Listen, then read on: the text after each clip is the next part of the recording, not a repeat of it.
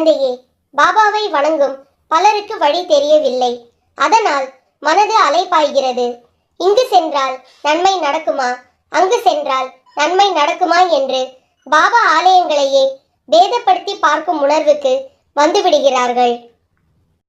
பாபா எல்லா இடங்களிலும் நீக்கமர நிறைந்திருப்பவர். அவரது அருளை எல்லா இடங்களிலும் உங்களால் பெற்றுக்கொள்ள முடியும். ஆனால் நீங்கள் அதற்கு தயாராக இருப்பதில்லை. யார் மூலமாவது எதையாவது கேள்விப்பட்டால் உடனே அங்கு ஓடி காரியத்தை நிறைவேற்றி கொள்ள முற்படுகிறீர்கள். இருந்த இடத்தில் இருந்தே உணர்வோடு ஒன்றி கதறுங்கள். பாபாவின் அருளை பெற பதற்றப்படுங்கள். அவசரம் காட்டுங்கள். முழு மூச்சோடும் ஒரே மனதோடும் அவரை தியானம் செய்யுங்கள். அப்போது வேண்டியது விரைவில் கிடைக்கும். பாபா உங்களுக்கு தராத ஒன்றை வேறெங்கும் சுலபத்தில் உங்களால் பெற இயலாது என்பதை பலரின் அனுபவ தொகுப்புகளின் அடிப்படையில் தெரிவிக்க கடமைப்பட்டிருக்கிறேன். என்னை கரையேற்றுங்கள் தந்தையே. நான் பக்தர்களின் ஹிருதயத்தில் வாசம் செய்பவன் என்று அடிக்கடி கூறியுள்ளேன். இன்னுமா உன்னால் உணர முடியவில்லை? உன்னுடைய ஒவ்வொரு அசைவிற்கும் மூலாதாரமாக இருப்பவன் நான். உன்னையும் உன் மனதில் ஓடும் எண்ணங்களையும் என்னால் உணர முடியாதா என்ன? நீ எடுத்து வைக்கும் ஒவ்வொரு அடியும் என் அனுமதி இல்லாமல் முடியாது. உன்னால் யாருக்கும் நீ நினைத்தாலும் தீங்கிழைக்க முடியாது. ஏனெனில் உன்னை ஆட்டுவிக்கும் விசை என் கையில் உள்ளது. உன்னுடைய பயணம் என்னை நோக்கியே இருக்கட்டும். நீ இப்போது மேற்கொண்டிருக்கும் செயல் என்னால் ஆசிர்வதிக்கப்பட்டது. நீ மேன்மேலும் உயர்ந்து என் அருளால் உச்சத்தை அடையும் நாள் வெகு தொலைவில் இல்லை. உன்னை பழித்தவர் கண் பார்க்க நீ என்னால் கோபுரத்தில் உட்கார வைக்கப்படுவாய். அந்த நாளுக்காக பணிவுடன் காத்திரு. கண்டேபா கோவில் பூசாரியும் பாபாவின் மிக நெருங்கிய பக்தருமான மகள்சாபதியின் மகன் ஸ்ரீ மார்த்தாண்ட் என்பவர் ஒரு நாள் கண்டேபா கோவில் வாசலில் உட்கார்ந்து கொண்டிருந்தார். அப்போது பாபா அங்கே வர மரியாதை நிமித்தமாக எழுந்து நின்று வணங்கினார். பாபா கண்டேபா கோவிலுக்குள் போவதை பார்த்து கொண்டிருந்தார். அப்போது திடீரென பாபா கண்டேபா சுவாமியின் விக்கிரகத்திற்குள் ஊடுருவி விட்டார். மார்த்தாண்ட் விரைந்து சென்று விக்கிரகத்திற்கு முன்னாலும் பின்னாலும் பாபாவை தேடினார். ஆனால் பாபா அங்கே இல்லை. கோவிலுக்குள் வந்த பாபா எங்கே சென்றார் என்று மார்த்தாண்ட் பிரமித்து நிற்கையிலே பாபா மீண்டும் கண்டேபா விக்கிரகத்தின் உள்ளிருந்து வெளிப்பட்டு மார்த்தாண்டை புன்சிரிப்புடன் நோக்கிவிட்டு கோவிலின் வெளியே சென்றார். அதுநாள் முதல் மார்த்தாண்ட் பாபாவே தெய்வம் என்பதை புரிந்து கொண்டார். சின்ன கிருஷ்ணராஜா சாஹேப் என்ற பக்தர் ஷீரடிக்கு சென்றிருந்தார். பிற்பகலில் தன்னை வந்து சந்திக்குமாறு அவரிடம் பாபா கூறி இருந்ததால் பிற்பகல் நேரத்தில் மசூதிக்கு வந்தார். அவரை அழைத்து வந்த நபரை வெளியே அனுப்பிவிட்டு பாபா அவரை தழுவிக்கொண்டு, உனக்கு எது வேண்டுமோ கேள். மாதம் 5 ரூபாயோ 100 ரூபாயோ எது வேண்டுமோ கேள். எதுவாயினும் நான் உனக்கு தருகிறேன் என்றார் பாபா.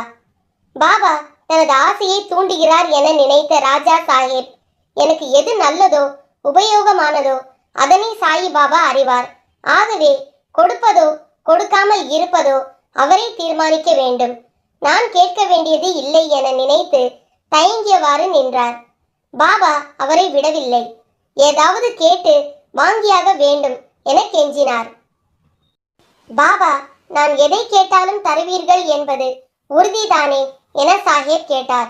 ஆம், நிச்சயமாக என்ற பாபாவிடம், அப்படியானால் இந்த பிறவியிலும் இனி நான் எடுக்க நேரிடும் பிறவிகளிலும் தாங்கள் என்னை விட்டு பிரியாமல் இருக்க வேண்டும் என்பதே என் பிரார்த்தனை என்றார் சாஹேப். பாபா அவரை தட்டி கொடுத்தவாறு, ஆம், எப்படி இருப்பினும் என்ன செய்யினும் நான் உன்னுடன் இருப்பேன், உன் உள்ளும் இருப்பேன், புறத்திலும் இருப்பேன் என்று கூறினார். இதுதான் சாயிபாபாவின் மகிமை. சாய்பாபா குணங்கள் ஏதும் இல்லாதவர், குணங்களுக்கெல்லாம் அப்பாற்பட்டவர். பக்தர்களின் மங்களத்துக்காக தூய நற்குணங்களுடன் ஒரு உருவம் ஏற்றுக்கொண்டார். அவருடைய பாதார விந்தங்களில் நான் முழு மனதோடு சரணடைகின்றேன். சமர்த்த சாயியை அடைக்கலமும் பாதுகாப்பும் வேண்டி சரணடைந்தவர்கள் எத்தனையோ அனர்த்தங்கள், அதாவது தீங்கு கேடு நேராமல் தப்பித்துக் கொண்டார்கள்.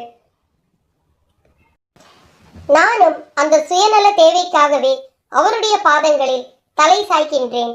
பக்தர்களின் பிரேமையை சுவைப்பதற்காகவும் அவர்களுடன் லீலைகள் புரிவதற்காகவும் உருவமற்ற ஒன்றேயான சாயி உருவத்தையும் பன்மையையும் ஏற்றுக்கொண்டார். அவருடைய அன்புக்கு நமஸ்காரம். குருராயரே, ஆனந்த மூர்த்தியே, நீரே பாதையும் முடிவாக சென்றடையும் இடமும் ஆகும். நீரே நான் இளைப்பாறும் சோலை. ஏனெனில் உம்மால் தான் என்னை பீடிக்கும் துன்பங்களையும் வலியையும் சுகப்படுத்த முடியும். சாயி கிருபை கூர்ந்து எனக்கு என்று அனுகிரகம் செய்தாரோ அன்றிலிருந்து இரவு பகலாக அவரையே நினைத்து கொண்டிருக்கிறேன். அதுவே பிறவி பயத்தை அழித்துவிடும். இனி எனக்கு ஜெபம் வேறெதுவும் இல்லை, தவமும் வேறெதுவும் இல்லை. சாயியின் சுத்த ஸ்வரூபத்தையும் சகுண ரூபத்தையும் தான் நான் பார்க்கின்றேன். சாயியின் முகத்தை நிலைத்து பார்த்தால் பசி, தாகம் அனைத்தும் மறந்து போகின்றன. இதற்கு நிகரான சுகம் ஏதும் உண்டோ?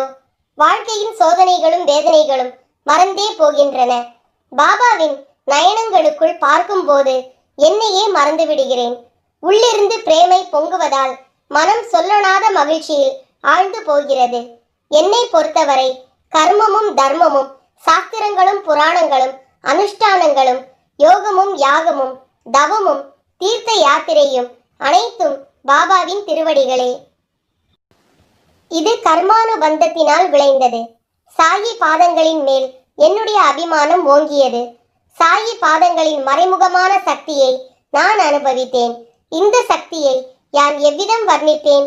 இந்த சக்தி பக்தியை பெருக செய்து சாயி பாதங்களின் மேல் பற்றுதலையும் ஓங்க செய்கிறது. இப்பற்று உலக வாழ்க்கையில் உழன்று கொண்டிருக்கும் போதே பற்றற்ற நிலையை வளர்த்து ஆனந்தம் அளிக்கிறது. விதி வலியது. விதியை வெல்ல யாராலும் முடியாது. விதிப்படித்தான் வாழ்க்கை. இப்படியெல்லாம் கூறிவிட்டு வெல்ல முடியாத விதியை வெல்ல நினைத்து இறை வழிபாடு ஏன்? பரிகாரங்கள் ஏன்? இதற்கு தயவு செய்து விளக்கம் தருமாறு வேண்டுகிறேன் என்று ஒரு பக்தர் சாய்பாபாவிடம் கேட்டார். சாயி சொன்னார், குருகுலத்தில் பாடம் நடந்து கொண்டிருந்தது. யாருக்காவது ஏதேனும் சந்தேகங்கள் இருந்தால் கேட்கலாம் என்றார் குரு. ஒரு மாணவன் உடனே எழுந்து, குருவே, அனைத்தும் அறிந்த இறைவன் நம்மை சோதிப்பது ஏன்? கஷ்டங்களை சந்திக்காமல் அவன் அருளை பெறவே முடியாதா என்று கேட்டான். நல்ல கேள்வி. இதற்கு உனக்கு நாளை பதில் அளிக்கிறேன் என்று கூறினார் குரு. மறுநாள் மாணவர்கள் ஆவலுடன் வகுப்புக்கு வருகிறார்கள். மாணவர்களுக்கு முன்னால் மண்ணால் செய்யப்பட்ட 2 ஜாடிகள் இருந்தன. இரண்டும் பார்க்க ஒரே மாதிரி இருந்தன. இவற்றில் ஏதாவது வேறுபாடு தெரிகிறதா? மாணவர்களை கேட்டார். தெரியவில்லை. ஆனால் இரண்டிற்கும் ஒரு பெரிய வித்தியாசம் உள்ளது என்றபடியே மாணவர்களுக்கு எதிரே முதல் ஜாடியை கீழே தள்ளி கவிழ்த்தார். அதிலிருந்து தேன் வெளியே வந்தது.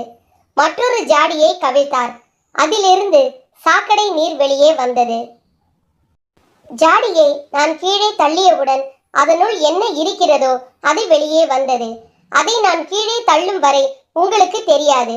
வித்தியாசம் உள்ளே இருந்த பொருளில்தான் இருந்தது. அது வெளியே தெரியாமல் இருந்தது. இதே போல்தான் நல்லவர்களும் கெட்டவர்களும் உள்ளனர். இறைவன் நமக்கு தரும் சோதனைகளும் இப்படித்தான். நாம் சோதனைகளை சந்திக்கும் வரை சகஜமாக நல்லவர்களாக இருக்கிறோம். ஆனால் சோதனையை சந்திக்கும் போதுதான் நமக்கு உள்ளே இருக்கும் நமது உண்மையான குணம் வெளியே வருகிறது.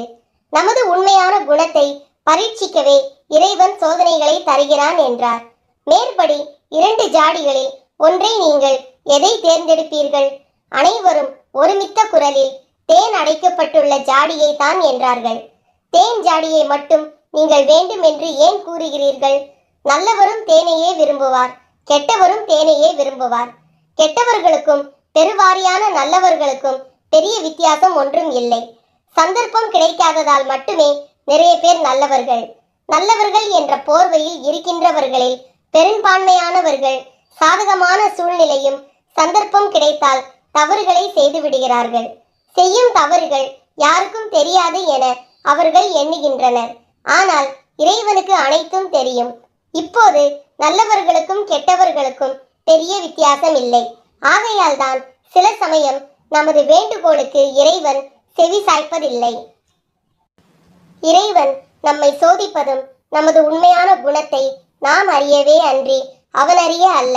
அவன் அப்படி செய்வது நம்மை நாமே தெரிந்து கொள்ள, நம்மை நாம் அறிந்து கொண்டால்தான் நம்மை திருத்திக் கொள்ள முடியும். நம் ஜென்மாந்திர, அதாவது பிறவிதோறும் செய்தவை குற்றங்கள் நமது பிராப்தத்தில் பதிவாக இருந்தால் அது விதியாக வந்து துன்பத்தை கொடுக்கும். இத்துன்பங்கள் மனிதன் திருந்தி தூய்மை அடையவே இன்றி அவனை ஒழித்து கட்ட அல்ல. இறை வழிபாடும் பரிகாரங்களும் தவறுகளை திருத்திக் கொண்டு குற்றமற்ற வாழ்க்கையை வாழ்வதற்கே வழி செய்கின்றன. இத்தகைய மாந்தரை துன்பமான விதியில் இருந்து இறைவன் சிறிது சிறிதாக விடுவிக்கிறார். ஏனெனில் உள்ள தூய்மையே இறைவன் குடியிருக்கும் கோவில். ஊன் உடம்பு ஆலயம். தெள்ள தெளிந்தாருக்கு சீவன் சிவலிங்கம். இல்லையெனில் நமது தவறுகளை திருத்திக் கொள்ள நமக்கு வாய்ப்பே கிடைக்காமல் போய்விடும். குற்றமற்ற வாழ்வியல் அறமே ஆத்ம சாதனத்தில் உயர்ந்த சாதனம். இதையே சுவதர்ம நெறி என கீதையில் ஸ்ரீ கிருஷ்ணர் போதிக்கிறார். சுவதர்மமாக வாழ்வதே ஆன்மீக வாழ்வு. இத்தகைய வாழ்க்கையே இறை